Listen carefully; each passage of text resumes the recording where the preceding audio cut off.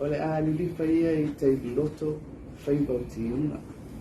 Ai mapuane ni whane ma le lafo I taula I malo. Le whaponga tapua I mai e si tatu o tunu I le nei tu aso.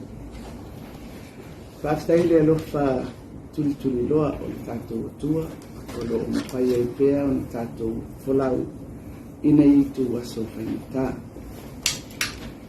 O lo o whaawa upea le tuli loa ina ma le mtaitu wina o ngā duenga I tātou mālo mo le puipui o Samoa mai le pepesi o le siama o le COVID-19. E o mai le auni nei o lo tu maupea le a whai o I lātou ua wha maunia le a awhia I wha mai I le lua safulu ono. O le lua safulu tasi o I lātou ua awhia. O pasese sa malanga mai I le waalele ni taunu I le solulu o le vai aso ni te nei. O le to lima o I lātou o a tātou tausi soifua. O loo vava aia I lātou ua awhia I le wha mai. I to tonu o le nofuanga o loo whaanofo e se ai I mototua.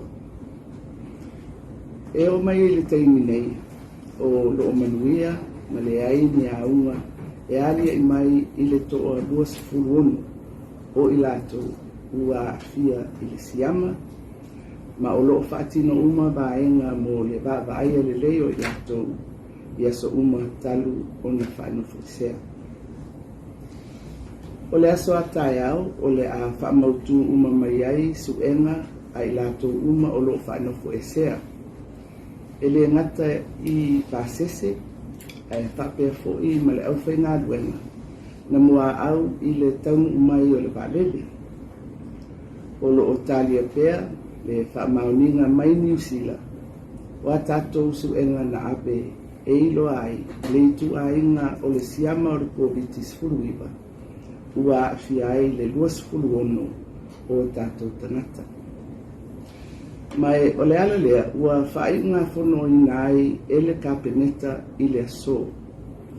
Le toe whaawa wina o le tāpunia a toa o le atunu. Mō le isi lua sifuru whai tula. E afua atu I le tula e ono I le afiafi o le sotofi. Lua sifuru fitu o Januari lua afe lua sifuru lua. Se ia awia le ono I le afiafi o le aso whareile. Lua sifuru valu o Januari lua afe lua sifuru lua. E whaawa upea o na tatala mai I le balu I le tae au, se ia o I le lua I le auli a tae au, aso tofi lua sifuru fitu o Januari, lua afe lua sifuru lua.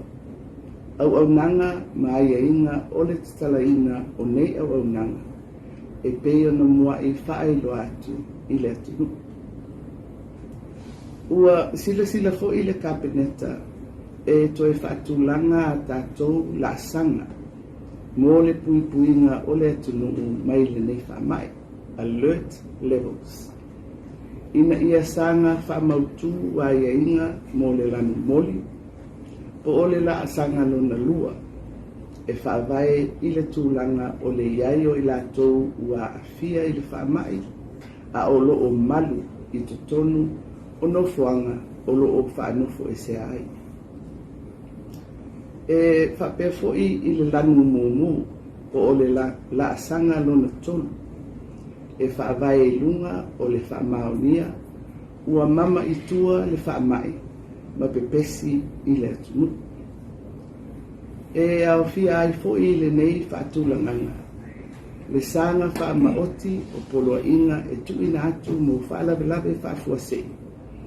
Atoa ai ngā ioinga, whaale soifua malolo inga, ma le puipuinga lau tele o le tunu, e fito I tonu I ai. O le afunga le atunu I isi la sanga o le a ngai fuafuanga mo le a ngai atu, I le whai unga o le isi luas fulfai tula, ua whaupopo nei mo le tapunia o le atunu.